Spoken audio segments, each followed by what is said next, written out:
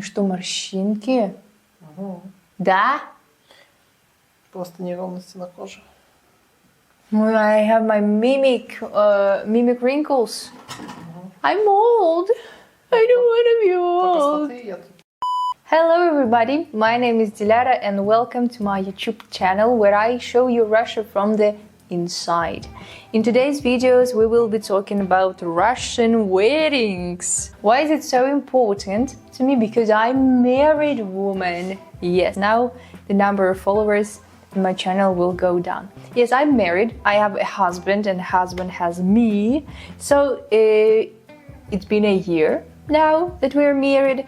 And no, I didn't have a chance to tell anyone actually about this experience that I had in my life. So I think it would be interesting for you to listen to. Russian weddings are crazy, you know, and I have had a crazy experience about it.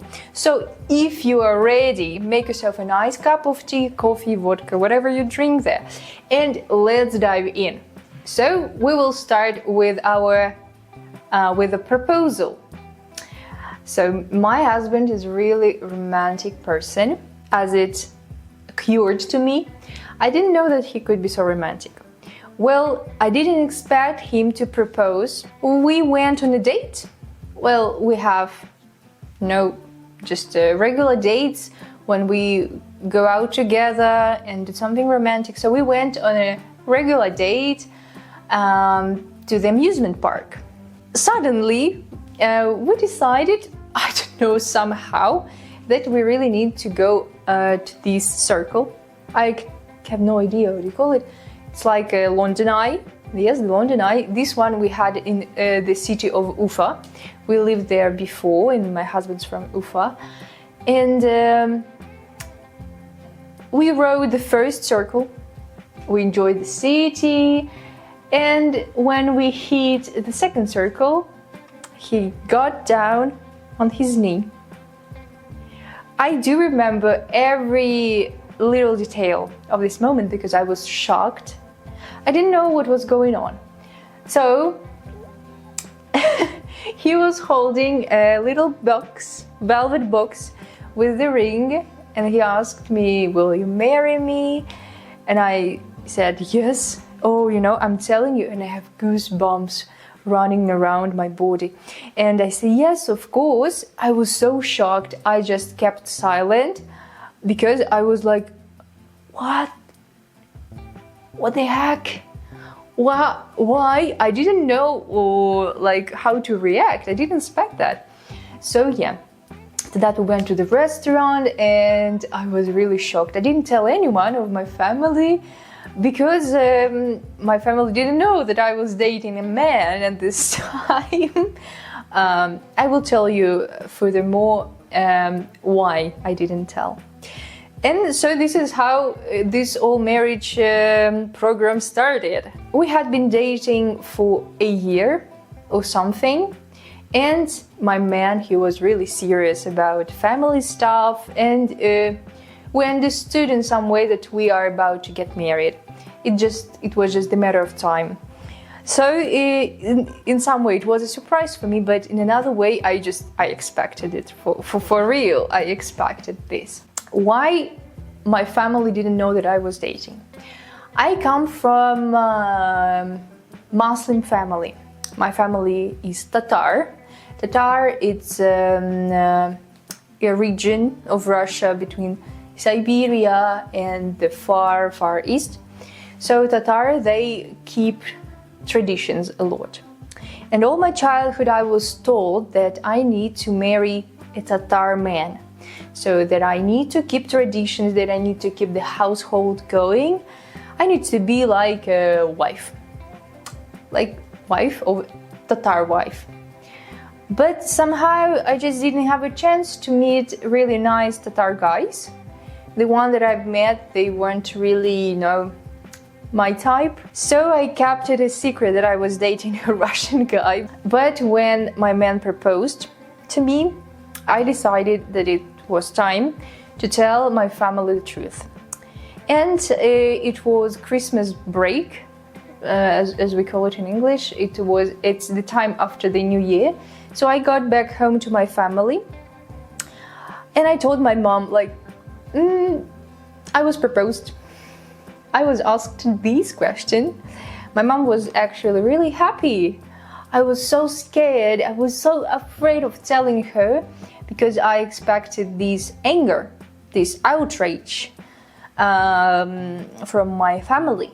But they were really happy for me. My dad told me, like, oh, I hope you really, like, you trust this man.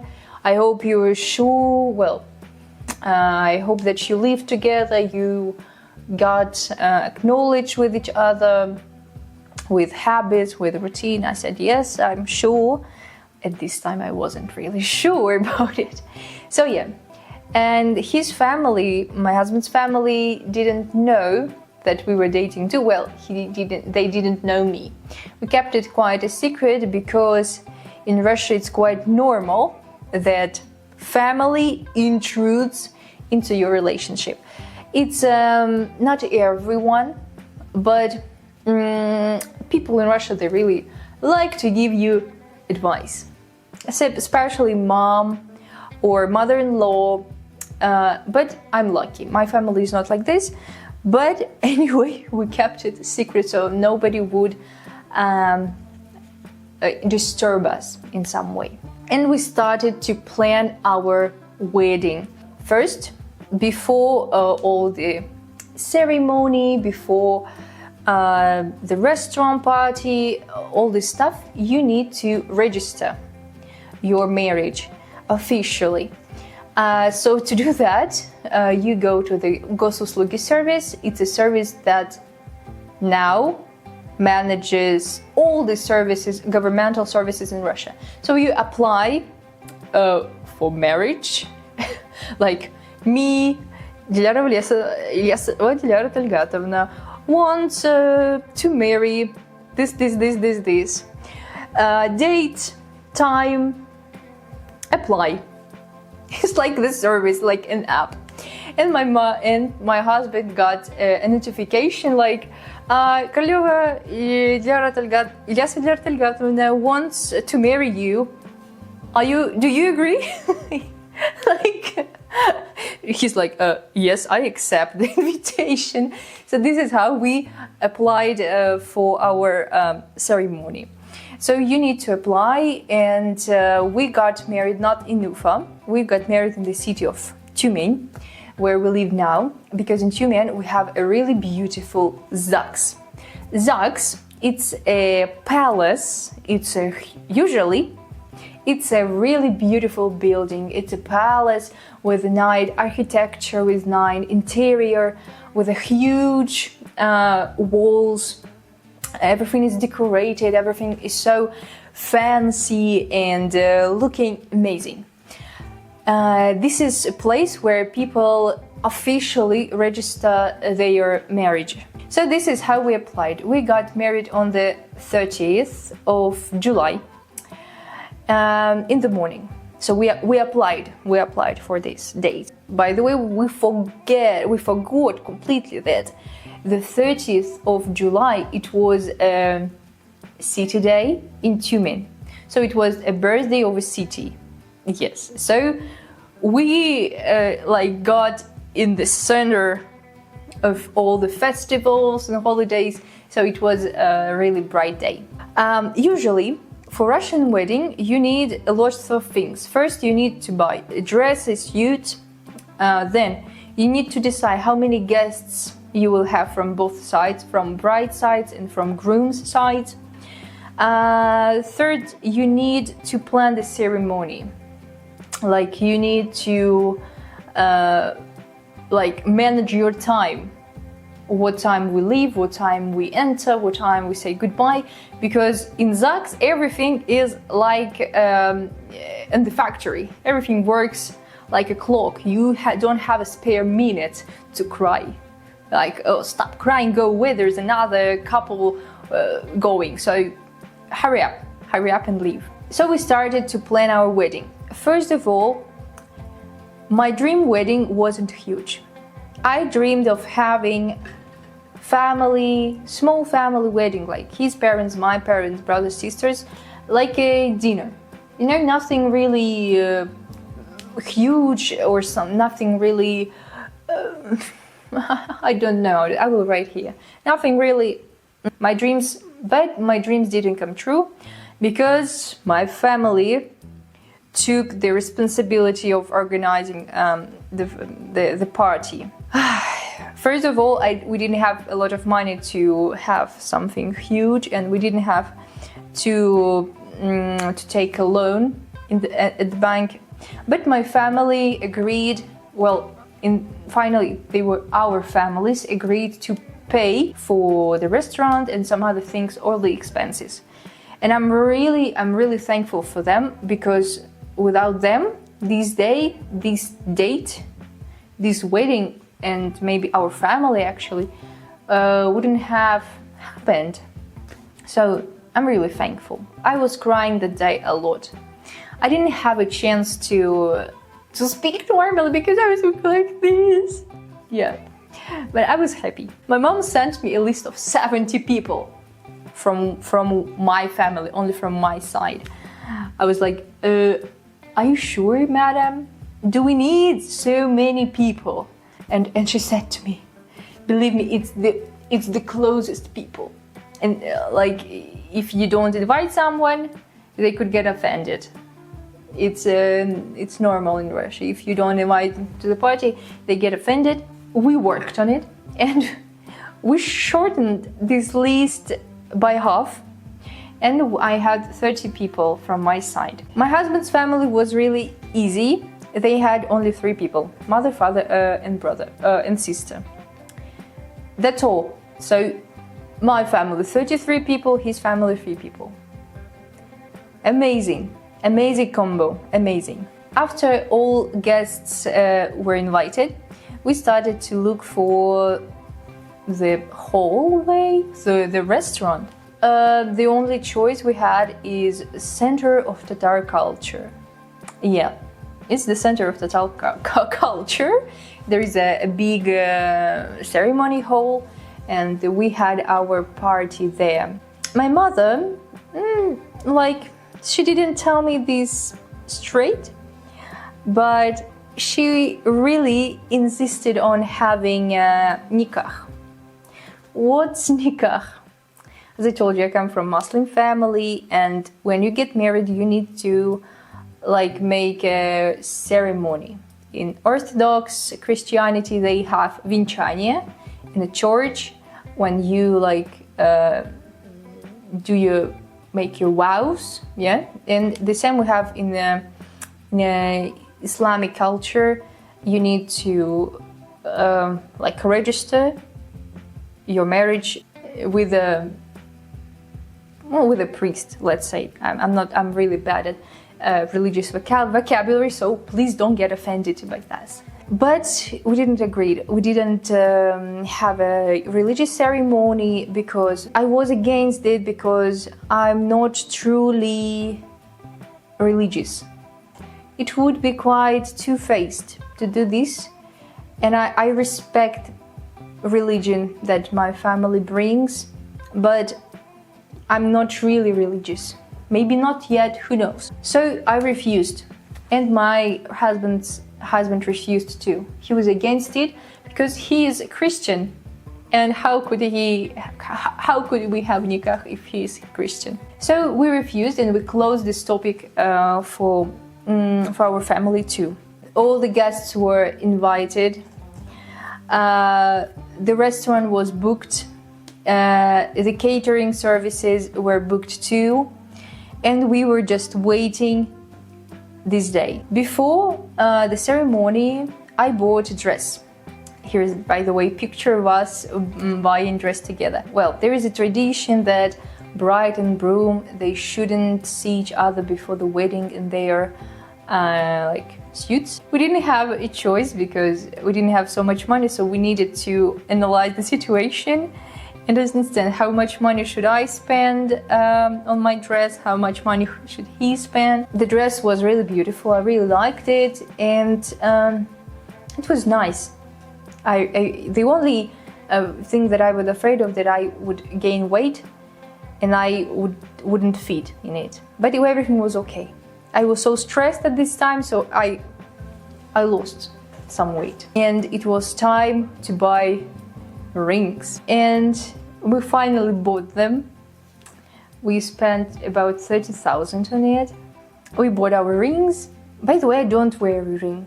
I just not a fan of rings because I have these little sausages, you know.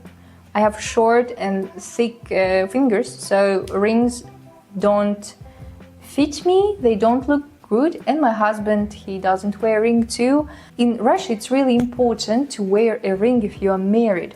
It's like a sign that you are married, that you're occupied already. Yes, you have taken someone's heart. But we don't really wear it because I don't like rings. I was thinking of buying, you know, just fake ring, just for ceremony.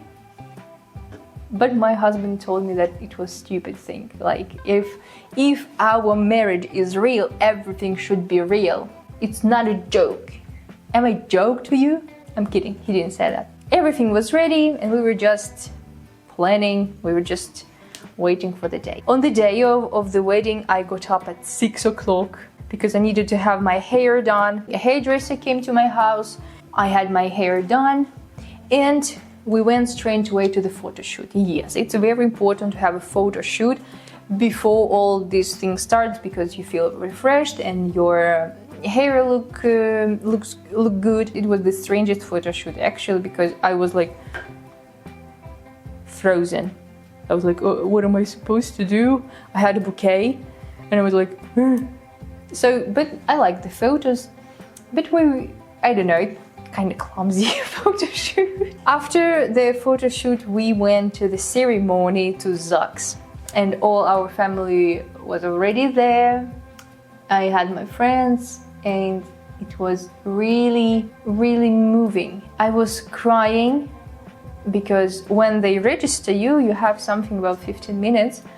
Mendelssohn's March is playing, and they open the door of the hallway for you, and you are walking through the hallway to the register lady who registers you, and she you do your vows, and you say yes I do, then you kiss, you sign some papers, and you exchange rings.